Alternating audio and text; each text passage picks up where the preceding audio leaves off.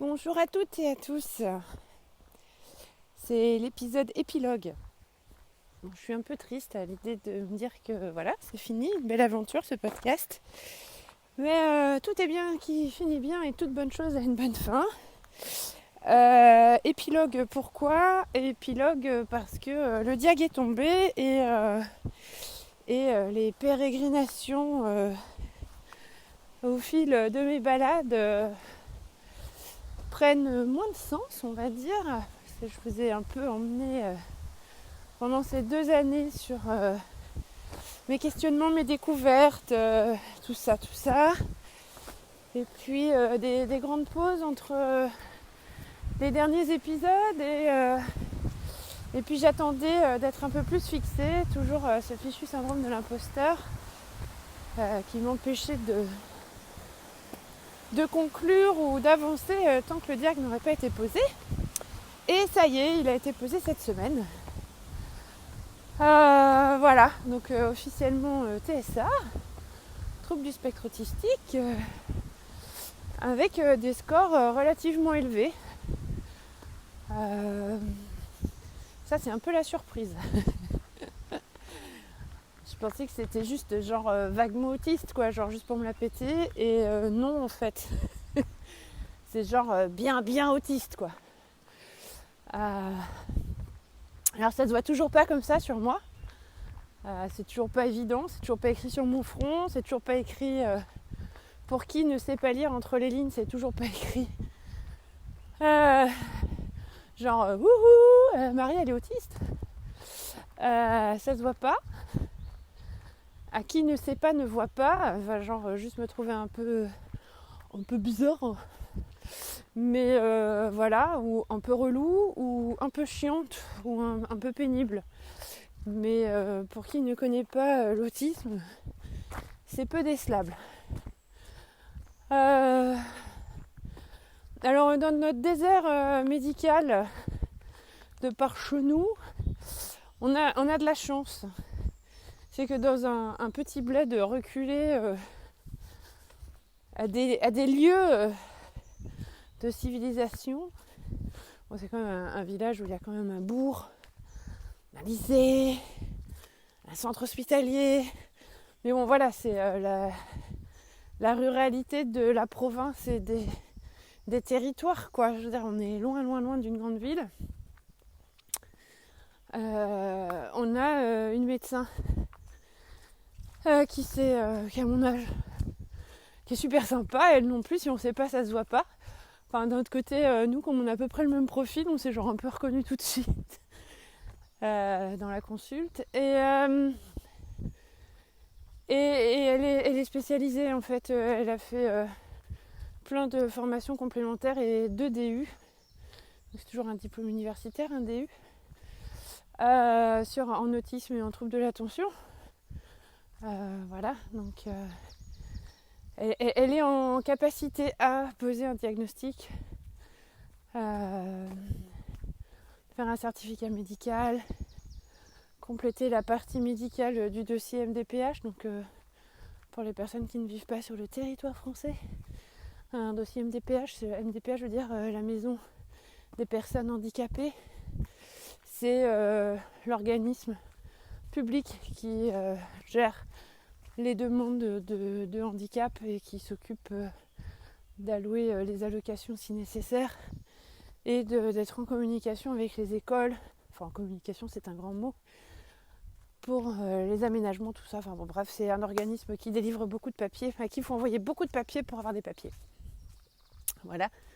Mais sans le sésame MDPH, à l'école, il se passe pas grand-chose. Et puis au boulot aussi, ça peut être l'occasion de récupérer ce qu'on appelle une RQTH. Alors, le R doit jouer pour reconnaissance et le H pour handicapé, mais le Q et le T au milieu. Je crois que le T, c'est travailleur. Et le Q, je sais pas. Reconnaissance de qualité de travailleur handicapé, je sais pas. Ouh là là, il a tellement plu, puis il y a des quads qui sont passés dans tous les sens, ça fait une espèce de terrain boueux. C'est une catastrophe. Hop, je vais essayer de ne pas finir dans la boue. Voilà. Donc cette médecin est habilitée à rédiger des certificats médicaux attestant d'un trouble neurodéveloppemental.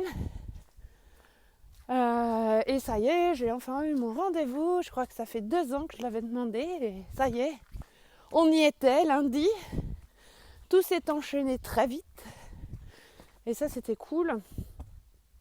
J'ai aussi passé un bazar qui s'appelle l'ADOS, ADOS. Moi, j'ai trouvé que c'était un peu violent, psychologiquement, comme machin.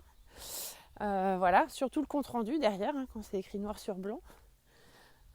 Des détails sur la façon dont on interagit avec l'autre.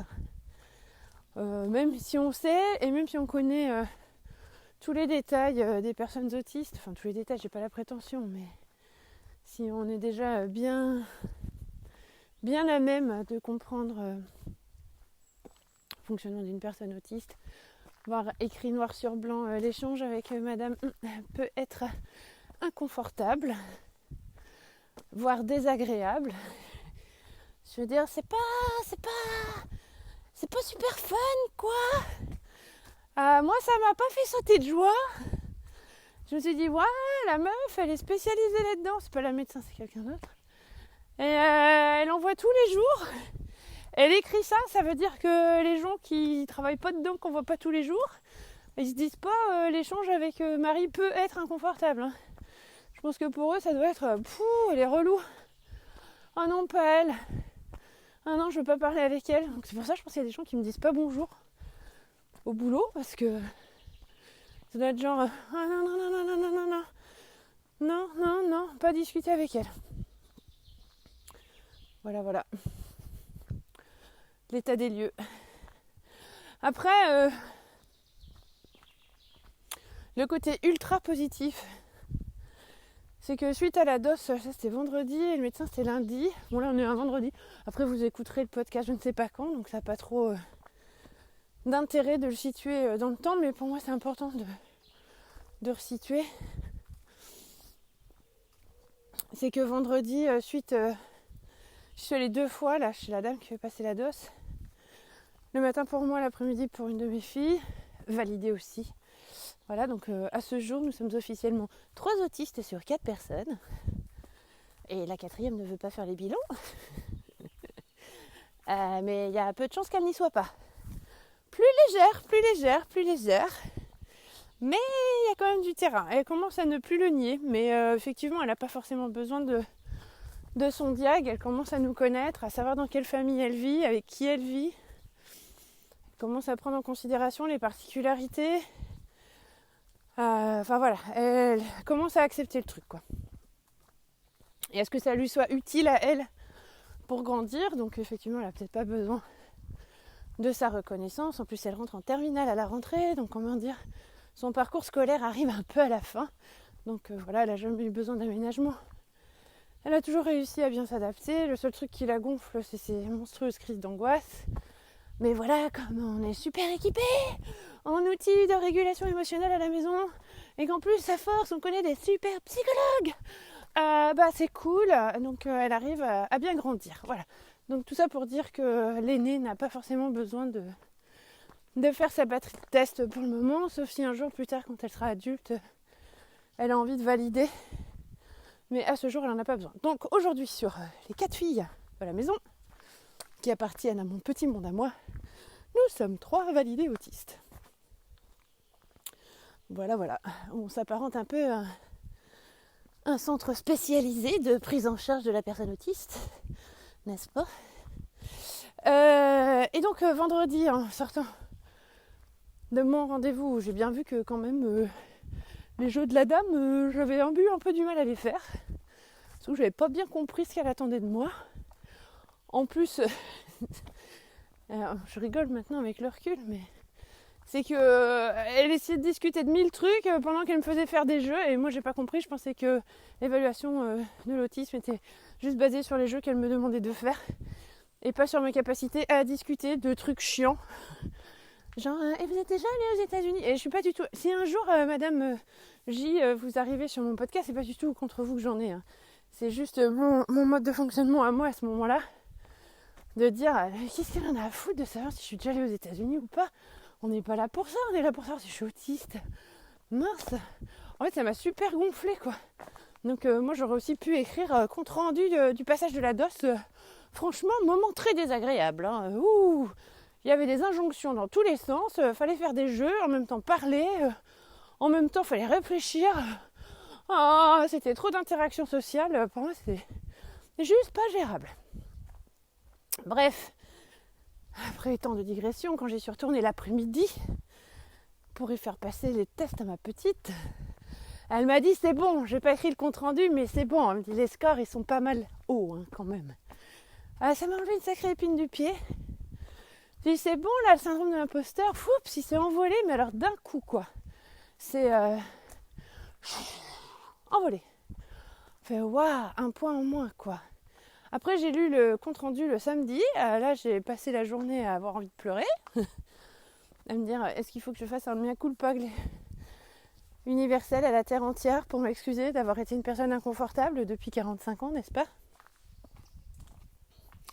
Est-ce que je dois envoyer des messages un par un à toutes les personnes que je connais pour leur dire écoute, je suis vraiment désolée d'avoir été inconfortable dans nos échanges depuis toutes ces années. Il se trouve que j'ai un trouble de la communication interpersonnelle qu'on appelle plus communément l'autisme et que c'est compliqué pour moi d'échanger avec des gens qui sont pas autistes. Hein. Ouais, parce qu'entre autistes c'est facile, on se câble sur un sujet et là on parle pendant des heures. Hein. Là il n'y a pas de souci. J'ai plusieurs reprises dans ma vie eu des échanges. Alors, le concept d'amis chez les autistes est quand même très complexe. Donc, pour parler à un neurotypiquement, langage neurotypique, je vais dire j'ai des amis. Maintenant que je sais que je suis autiste, sont-ce des amis? Je ne sais pas. En tout cas, des personnes que j'apprécie beaucoup. Mais je ne suis pas sûre que ça rentre dans la définition d'amis. On a quand même des relations très utilitaires. Moi, ça me va, parce que si une relation n'est pas utilitaire, elle ne me semble pas très utile. Ça fait un peu la palissade comme truc, mais...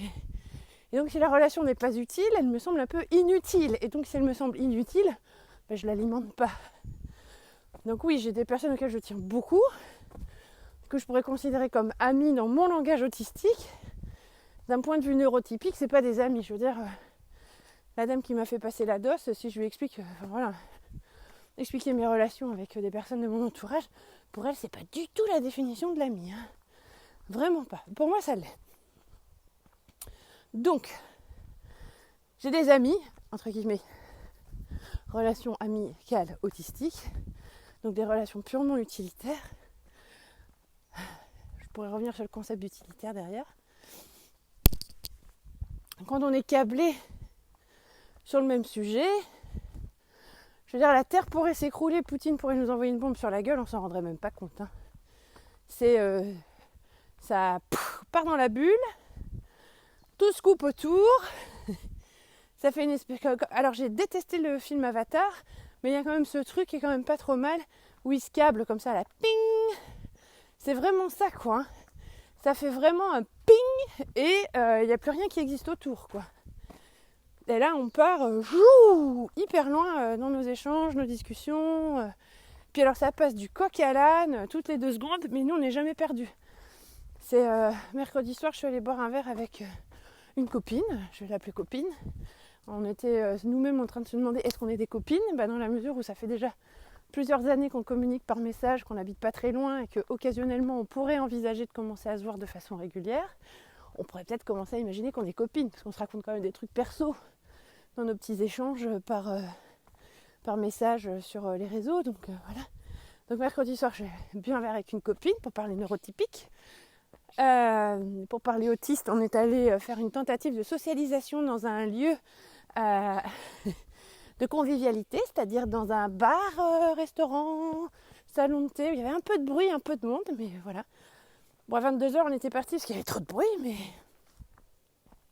Quand on connaît la vie de patachon que j'ai eue, parfois je me dis, ma mère elle a un peu du mal à comprendre le concept d'autiste avec la vie de patachon que j'ai eue. Mais bon, justement, hypo-hyper, ça se compense. Par moment, on a besoin d'aller dans l'hyper pour compenser l'hypo. Ouais, c'est encore autre chose, ça. Et du coup, effectivement, on est passé du coq à l'âne tout le temps. Et elle me regarde, elle me dit, je suis désolée. Je dis, mais non, mais t'inquiète, pour moi c'est ok, quoi. Tu vois, j'ai l'habitude. J'ai mon autre copine complètement TSA comme moi avec ces gamins TSA. En fait, on se connaît aussi parce qu'on a tous des gamins TSA et on est tous en train de faire le chemin là pour se faire valider. Donc quand je dis une relation utilitaire, c'est ça, hein. L'amitié elle a commencé par ah au fait t'as vu docteur Bidule, t'en es où de ton rendez-vous avec truc machin, l'orthophoniste t'en es où, voilà, ça a commencé comme ça. Puis petit à petit bah voilà, ouais je suis déprimée, ah bah soutien, compassion, câlin d'autiste, heureusement qu'on échange par message, sinon je t'aurais pas pris dans mes bras parce que j'aime pas ça. Voilà. Et voilà, donc quand on est entre nous, en fait, les conversations partent très loin, mais on arrive toujours à revenir là où on voulait. Vous voyez là aussi que je vous fais mon épilogue et puis il y a plein de digressions dans tous les sens. Mais c'est pas très grave au fond, parce que de toute façon le fond je vais vous le donner. Voilà. Et puis si vous avez déjà écouté les X autres épisodes avant, vous commencez à me connaître, donc vous savez que ça peut vite partir dans tous les sens. Oh les couillons, ils ont encore cassé le pont quoi, c'est fou ça. Il y a des gens sympas qui construisent des ponts en bois dans la forêt, puis il y a des couillons avec leurs motos de merde, pardon pour les gros mots, qui viennent tout péter là, ça me saoule. Et donc pourquoi j'en étais à raconter la vie de mes copines autistes et moi ?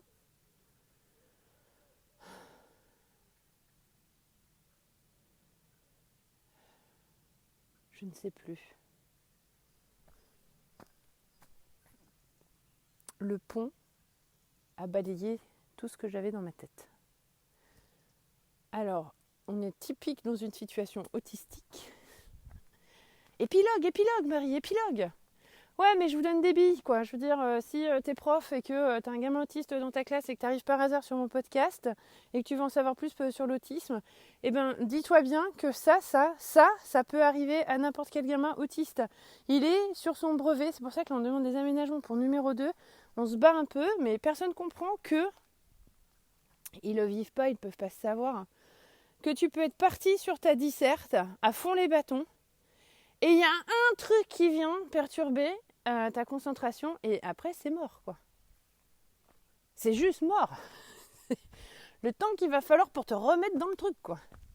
C'est juste pas gérable. Et donc hier j'ai échangé avec une personne de confiance au collège de ma fille. Parce que je dis, c'est pour ça qu'on a demandé un tiers-temps qu'elle puisse utiliser avant l'entrée aussi dans la salle, ce que des adultes ont du mal à comprendre, pour justement réussir à se reconcentrer, se remettre sur les rails de ce qu'elle doit faire. Parce que si jamais il y a encore un couillon de... Pardon pour les gros mots, ça fait beaucoup. De surveillant qui lui fait encore une phrase à la... Mords-moi le nœud là. Avec un truc, ça peut la contrarier et la faire partir en vrille pour longtemps. Elle est capable de foutre son brevet en l'air quoi. Donc en ce moment on travaille avec une éducatrice spécialisée qui vient à la maison. Parce que moi je suis arrivée à un stade où là franchement je peux plus. Parce que ça fait 2 autistes à gérer à la maison quand même, hein. Je veux pas dire mais ça fait un peu quelque chose. Sachant que la dernière elle a un trouble de l'attention monstrueux, donc c'est voilà. Nous c'est pas compliqué, le cahier de liaison il ne fait jamais le chemin de l'école jusqu'à chez nous. Donc on n'est jamais au courant de rien. Donc après elle rentre en pleurant parce qu'elle a été punie, ou parce qu'elle n'avait pas ses affaires, ou parce qu'elle n'avait pas de pique-nique, ou voilà. Mais le cahier de liaison il n'arrive jamais de l'école jusqu'à la maison. Donc on a raté la visite de la nouvelle école. Voilà. Et il n'y a surtout pas d'adulte qui se dit ah mais la pauvre poulette, c'est vrai, depuis le mois de septembre, son cahier de liaison n'arrive jamais jusqu'à sa maison. Peut-être pourrions-nous vérifier que le cahier de liaison est bien dans le cartable de la petite. Mais non, les adultes se disent quand même elle est en CM1, elle a 10 ans, elle devrait être autonome. Oui, mais elle n'est pas autonome. On vient de vous dire, elle a un TDA assorti d'un TSA et une dyspraxie. Donc au niveau organisation, c'est quand même pas l'idéal. Hein. Voilà. Donc ça c'est juste un détail parmi tant d'autres. Donc voilà, entre celle qui n'arrive pas à communiquer avec les gens et qui est mutique la plupart du temps, c'est-à-dire une grande partie du temps, sauf avec nous à la maison. Mais à partir du moment où elle met un pied en dehors de la maison, elle ne parle plus à personne. Et celle qui passe sa vie à pleurer. parce qu'elle n'a pas ses affaires et qui vit dans un capharnaüm à peu près innommable. Moi je suis fatiguée aussi, je dis allez zou, on trouve quelqu'un. Et là on a trouvé l'ange gardien. Alors c'est un sacré budget. Ma banquière m'a rappelé plusieurs fois ce mois-ci pour me dire va falloir faire quelque chose. Je sais, mais là entre ma santé mentale et ma santé financière, fallait faire un choix. Donc tant pis, je fais le choix d'être grave à découvert, mais et de risquer des pénalités à la banque. Mais voilà, c'était juste plus gérable du tout. Mais au moins on avance. Il y a des choses qui sont mises en place. Les outils de routine visuelle. Numéro 2, apprends à communiquer avec les gens, ce qui fait que mardi, elle avait rendez-vous chez son allergologue. Elle a répondu toute seule aux questions du médecin, qui du coup n'y croit pas du tout à son autisme. Bon, après, il n'est pas très formé à l'autisme. Il m'a dit, lui, il est plutôt spécialisé en pneumologie et allergie en tant que pédiatre et pas tellement en troubles neuro du développement. Donc voilà, c'est deux branches différentes. Je ne savais pas qu'on pouvait tellement s'opposer au truc que du coup, on se dit ah non, mais moi, ça, je ne sais pas faire. Moi, elle n'a pas l'air autiste. Oui, mais en attendant, elle l'est. Beaucoup en plus. Bref, tout ça pour dire que grâce à son éduc, maintenant elle parle aux gens et là elle a même des copines, ça se met hyper vite en place. Et la petite qui aura 13 ans au mois de septembre part 3 mois en Allemagne à la rentrée. Voilà, donc elle part dans une famille que je connais.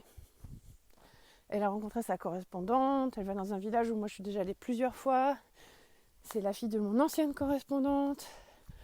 Donc ça facilite grandement les choses. Ils sont venus en vacances en France, on s'est vus plusieurs reprises, ils sont venus dormir à la maison. Donc voilà, on est en train de mettre en place l'échange pour que tout se passe bien.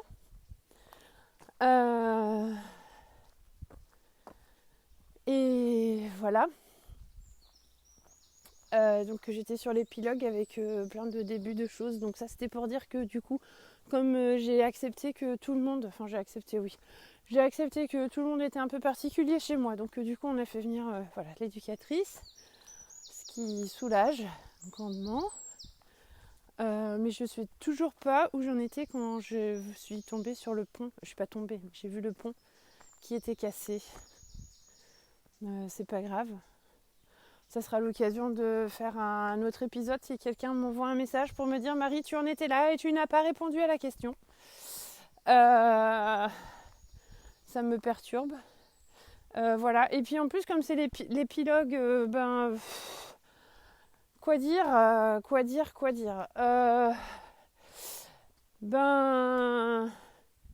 c'est une sacrée étape dans sa vie de passer c'est comme une course d'orientation où on sait que d'abord il faut faire ça, après il faut faire ça, mais ça prend du temps. Entre le moment où j'ai commencé à me dire que j'étais peut-être autiste et le moment où j'ai eu le diag oral, je ne l'ai toujours pas en mode papier, je l'aurai à un moment donné. Il s'est passé quand même quasiment 20 ans, voire plus. Voilà, il a fallu que le process fasse son chemin. Ça fait longtemps que je sais que dans mon entourage familial, il y a des personnes qui potentiellement seraient autistes. Sans que les mots soient posés, c'est un peu elephant in the room dans ma famille. L'expression elephant in the room, un éléphant dans la pièce, c'est une expression anglaise qui dit en gros qu'il y a un truc que tout le monde sait mais dont personne ne parle jamais et qui est tellement évident que tout le monde contourne en fait le sujet de discussion. Donc oui, dans ma famille proche, il y a plusieurs personnes à différents niveaux de la famille, dans les différentes strates là, de famille qui potentiellement seraient autistes. Mais personne ne pose jamais de mots dessus. Ça reste des personnes dont on ne parle pas en fait. Voilà. C'est ceux dont on demande et au fait, il va comment ? Voilà, c'est ceux à qui personne ne parle parce que ils n'ont pas une vie ordinaire. Donc forcément, on ne va pas aller leur parler parce que ça met mal à l'aise. Moi, c'est ceux avec qui je discute toujours beaucoup. Enfin, il y en a une un peu moins parce que c'est vrai, je ne l'ai pas beaucoup vu dernièrement. Mais j'en ai un en tout cas, j'adore discuter avec lui et on se câble un peu comme dans Avatar, sting, sting. Et quand on est côte à côte, en général, il peut se passer... Enfin, la Terre pourrait... si elle pourrait nous tomber sur la tête, on ne s'en rendrait pas compte. Et du coup, voilà, après, il y a les enfants, les premiers signaux d'alerte. Là, il y a quand même de nombreuses personnes qui me demandent mais pourquoi t'as attendu si tard pour faire diagnostiquer tes enfants ? Bah, tout simplement parce que j'étais pas prête à le faire avant. Voilà, que ma vie s'est quand même écroulée en 2013. Et il a fallu que je me reconstruise pour pouvoir encaisser aussi ce que ça représente d'avoir des enfants autistes. Quand on vient d'une famille où il y a beaucoup d'autistes, parce que c'est chez nous en tout cas c'est un autisme héréditaire épigénétique, sans aucun doute, je veux dire on va pas les faire des prises de sang pour faire des analyses ADN. Ça se voit comme le nez au milieu de la figure, comme dirait ma cousine.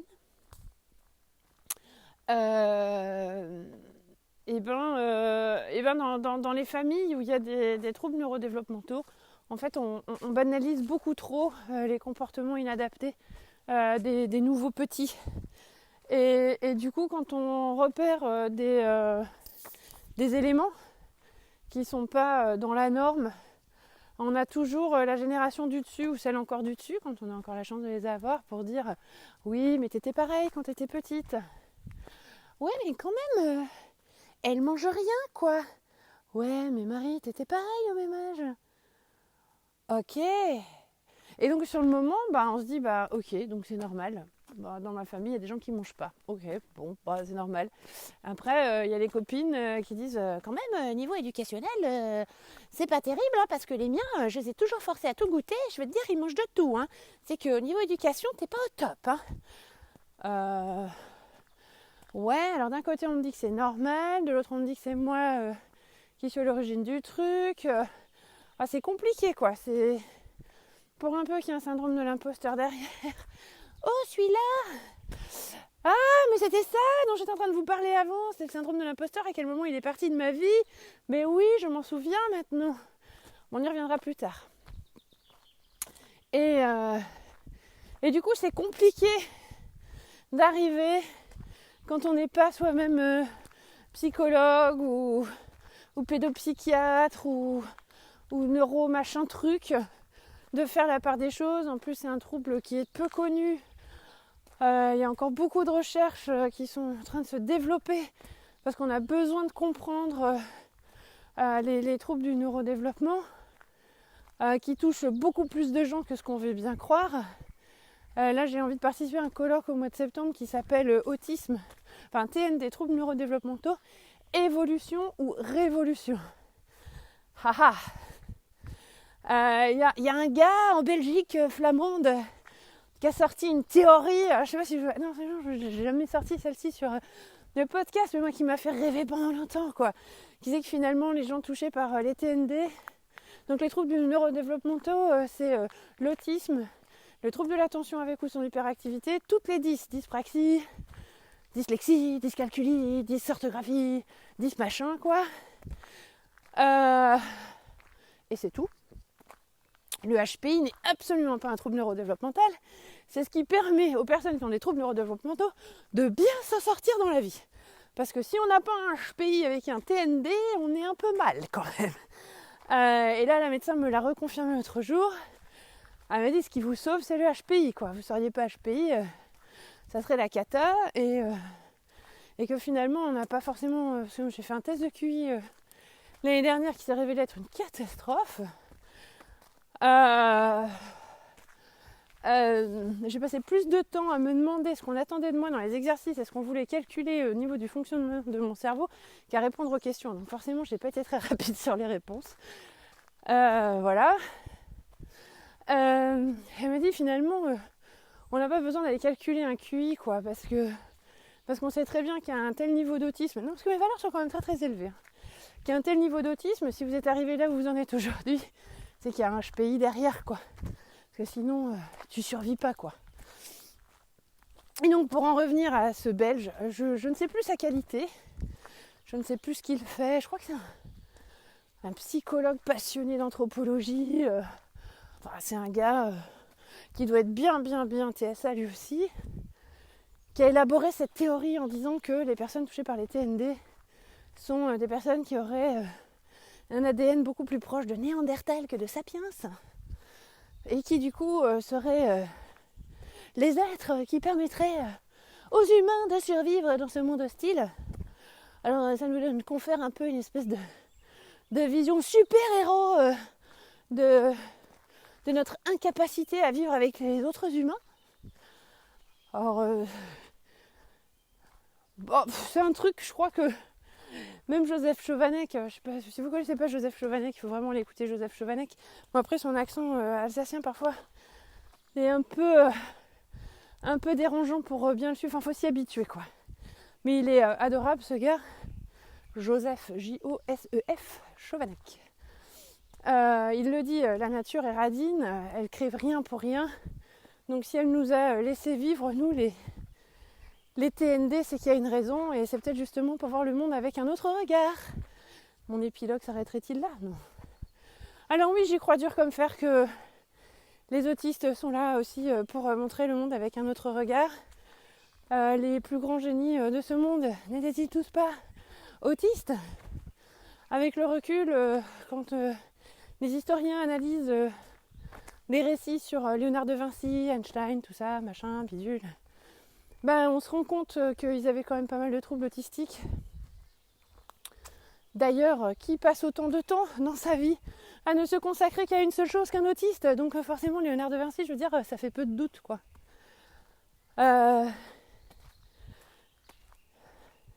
J'observais un orchestre avant-hier et je me suis fait la réflexion à moi-même. Combien d'autistes dans un orchestre?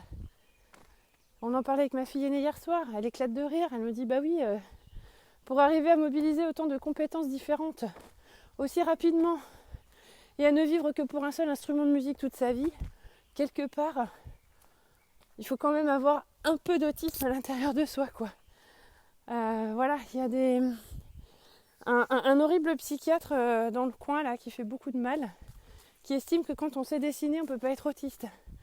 D'un autre côté, qui d'autre qu'un autiste peut produire des dessins d'une telle minutie ou de tel réalisme qu'un autiste?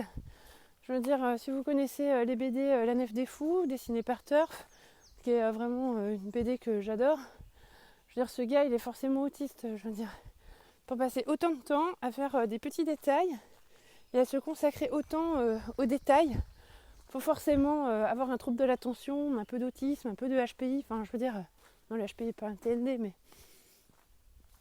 il faut forcément être un être à part, quoi. Et donc, garder au fond de son cœur que cette particularité, c'est ce qui fait notre richesse. Ce que j'explique à ma petite qui a tendance à vite sombrer dans la dépression. J'ai un sacré chemin devant moi pour... Elle n'a que 10 ans. Si je souhaite arriver à ce qu'elle devienne une adulte épanouie, bien dans ses baskets, et qu'elle ne finisse pas dévorée par les conduites à risque, la dépression et tout le bazar, vu d'où on part avec elle, j'ai encore pas mal de boulot. Mais on avance. Et donc quand elle est dans ces phases de dépression intense où rien ne va et où c'est compliqué, je crois qu'il n'y a que les personnes qui ont vécu ces phases-là qui peuvent comprendre. Moi j'en ai vécu beaucoup, des phases de ça va pas et d'idées autodestructives. Mais elle, à son âge, elle bat tous les gens que je connais. Donc ça demande beaucoup d'énergie pour arriver à la mettre sur pied. Et c'est ce qu'on essaye de lui transmettre avec son éducatrice. C'est que, ok, la nature a été un peu vache avec elle. Je veux dire, la dyspraxie plus le trouble de l'attention avec l'hyperactivité et le TSA, ça fait quand même... voilà, parce que ma deuxième, c'est juste un TSA. Elle est très très TSA, mais je veux dire, il n'y a pas d'autres troubles associés, quoi. Il y a un petit trouble de l'attention, mais qui est minime, qui est un trouble de l'attention habituel pour une personne avec TSA. Mais je veux dire... Elle va pouvoir avoir une vie relativement ordinaire, surtout maintenant qu'elle apprend à communiquer avec les gens. Sinon, ça aurait fait une personne qui ne va ni mal ni bien, qui vit beaucoup seule et qui a souvent mal à la tête, mais qui n'est pas forcément dans une dynamique dépressive, si on peut parler d'une dynamique dépressive. Alors que ma dernière est vraiment sur le fil tout le temps avec la dépression, beaucoup plus inquiétant. Et donc c'est ce qu'on lui dit, quoi. Dire, ok, la dyspraxie c'est super relou, ça t'empêche de faire plein de trucs, mais d'un autre côté, c'est ce qui fait ta grande richesse, parce qu'elle est capable de faire des choses incroyables. Laissez-lui du papier, du scotch et des ciseaux, et vous verrez ce qu'elle va en faire. Elle est impressionnante dans sa capacité à faire des choses. Elle est impressionnante dans sa capacité à avoir un regard sur le monde qui est vraiment pertinent, à analyser. On peut déjà parler de géopolitique, je veux dire, elle a 10 ans, quoi. Elle est déjà impliquée dans tout un tas de combats avec des valeurs.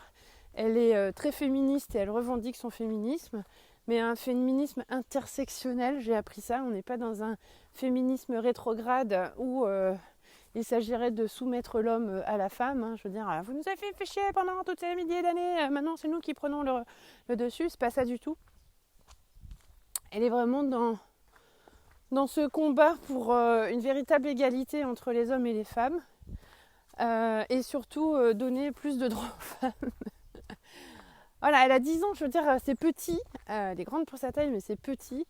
Elle lit des livres qui ne sont pas de son âge parce qu'elle a la capacité à les comprendre. Là, elle est très impliquée dans la problématique de l'avortement parce qu'à son âge, elle sait ce que c'est et elle en comprend les enjeux. Donc voilà. On a peut-être une future Greta Thunberg des droits de la femme, je ne sais pas. C'est une enfant qui adore cuisiner, mais vraiment qui est passionnée par la cuisine et qui prend un plaisir dingue à cuisiner pour les autres. Et je la regardais cuisiner avec ma maman mercredi et c'était une image vraiment touchante et émouvante de voir ces deux générations en train de préparer un plat auquel elle n'a pas voulu toucher derrière parce qu'il y a des tomates et des courgettes, faut pas déconner non plus. Mais de l'avoir tellement concentrée à couper ses légumes, à préparer son plat, à faire quelque chose de joli. C'est elle aussi qui va impulser des choses à la maison, qui a demandé à sa mamie de l'aider à préparer un menu de Pâques. Donc elle est allée passer tout un week-end chez ma mère pour préparer le menu de Pâques. Et après on avait un vrai menu écrit à la main et tout, avec des plats vraiment belle mise Enfin voilà, c'était super. C'est une super gamine. Et oui, cette théorie, elle fait plaisir quelque part, elle conforte, je veux dire... dans les moments de doute, dans les moments de difficulté avec moi-même, je me rattache à ce truc-là de me dire ouais, ça fait un peu un côté super-héroïne, je veux dire, je m'engage sur des trucs, je lâche pas le morceau sur ce qui me tient à cœur et ça me donne une pugnacité incroyable pour arriver à mes fins.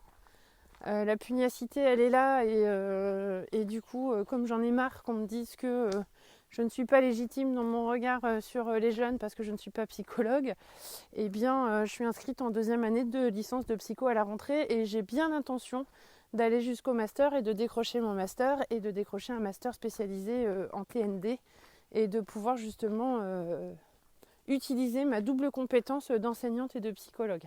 Alors, j'aurai jamais le droit d'être psychologue dans ma classe.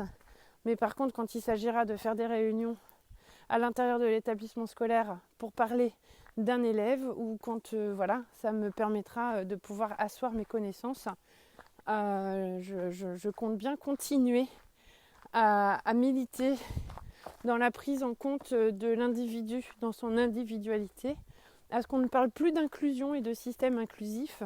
L'inclusion, pour moi, oppose 2 systèmes, les personnes ordinaires et les non-ordinaires. Donc on parle de non-ordinaires pour les personnes qui ne sont pas ordinaires.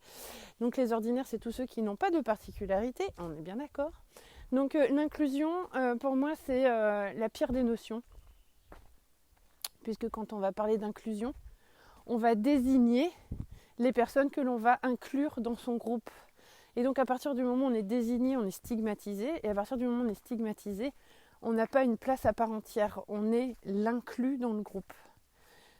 Et donc école inclusive, pipo, école inclusive égale école stigmatisante. Et ça, c'est juste plus entendable. Dans mon épilogue du podcast, j'ai envie d'insister sur le besoin fondamental d'enseigner l'empathie dès le plus jeune âge. Moi, je me suis formée aux États-Unis là, pendant 2 ans et aujourd'hui, je représente un organisme en France qui s'appelle le PAV, le Projet d'alternative à la violence. Donc en ce moment, si quelqu'un a besoin de contacter le PAV, c'est moi qui gère la boîte mail et qui donne les renseignements. Et à ce jour, c'est moi qui organise aussi les sessions de formation et les ateliers. Et j'interviendrai au mois de novembre à l'occasion d'une journée à Nantes sur le massacre de la Saint-Barthélemy. On m'a contacté pour intervenir justement sur le rôle de l'empathie dans l'éducation des plus petits pour arriver à un monde sans guerre, l'utopie. Voilà, si à 15 ans, quand j'étais révoltée par le monde dans lequel on vivait, on m'avait dit « Un jour Marie, tu rencontreras une femme dans la forêt de ton village qui t'emmènera sur le chemin du PAV, de AVP aux États-Unis, qui permettrait justement d'aller là où ton cœur bat. » J'y aurais pas cru. Et aujourd'hui, j'en suis là en fait. Voilà. J'en suis à développer dans ma salle de classe ce programme autour de l'empathie. À la rentrée, je vais pouvoir affiner ce programme, vraiment le développer le plus possible. J'ai envie de pouvoir être en contact avec d'autres enseignants, j'ai envie de pouvoir former d'autres enseignants, j'ai envie de pouvoir mettre des choses en place en fait avec ce petit programme. Alors je fais mon autopub, si jamais ça vous intéresse, j'ai mis la version filmée de ma présentation sur mon site internet, donc le Jardin des Talents avec des tirets partout, il est sur mon profil LinkedIn aussi. Et l'épilogue, il est là en fait. C'est qu'après toutes ces années d'errance pour arriver à avoir un diagnostic, pour essayer de comprendre pourquoi mon fonctionnement à moi est différent de celui des autres, pourquoi je ne comprends jamais les interactions sociales, pourquoi je me sens toujours comme un chien au milieu d'un jeu de quilles. Et j'adore les expressions imagées parce que je ne les comprends pas. Et du coup, je me fais une pensée en image dans ma tête qui me fait mourir de rire. Et les expressions, je les trouve juste super drôles. Alors on dit que les autistes ne peuvent pas utiliser les expressions imagées. Moi, j'aime bien les utiliser, c'est juste que je me plante toujours. Il y en a plein où je me plante toujours en fait parce que je suis là, ah merde, c'est quoi déjà le truc? Donc juste ça, je veux dire, quelqu'un qui connaît l'autisme aurait déjà pu avoir la puce à l'oreille. Je peux pas en vouloir aux gens autour de moi, ni aux médecins que j'ai rencontrés jusqu'à maintenant de ne pas avoir pensé que c'était bien le cas, parce qu'effectivement je regarde les gens dans les yeux quand je leur parle. Et je réponds aux questions, et parfois pas toujours de façon pertinente, mais voilà, pour quelqu'un de peu aguerri, c'était difficile à détecter. Donc, épilogue, mon ami. Épilogue, ce diagnostic a fait envoler de chez moi tout syndrome de l'imposteur. Aujourd'hui, je sais que je ne suis pas une personne ordinaire. Alors même si on m'a toujours trouvée un peu extravagante, un peu marginale, un peu bizarre, un peu particulière, c'était toujours mis sur le compte d'une excuse de je sais pas quoi, que j'avais besoin de me faire remarquer ou patati patata, j'en sais rien et je m'en fous. En fait, aujourd'hui, je sais que je ne suis pas une personne ordinaire, que je suis une personne touchée par un TND, donc un trouble neurodéveloppemental, que je ne pourrais pas changer mon cerveau. Comme me dit ma psychologue que j'adore, et que si un jour vous tombez sur ces podcasts, c'est grâce à vous que j'ai eu la force de les faire, chère madame. Eh bien le handicap, c'est pas la personne handicapée qui est handicapée, c'est la société dans laquelle on vit qui rend les personnes handicapées.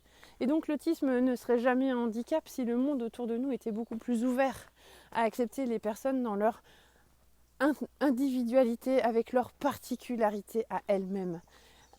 Et ça, maintenant que mon diag est tombé, maintenant que je vais avoir mes papiers, maintenant que ça va être marqué quelque part, je vais pouvoir vraiment me consacrer à ce qui me tient le plus à cœur. Et donc c'est ce développement de l'empathie. J'ai déjà commencé un peu, j'ai déjà eu des interviews filmées qui sont sur mon site internet.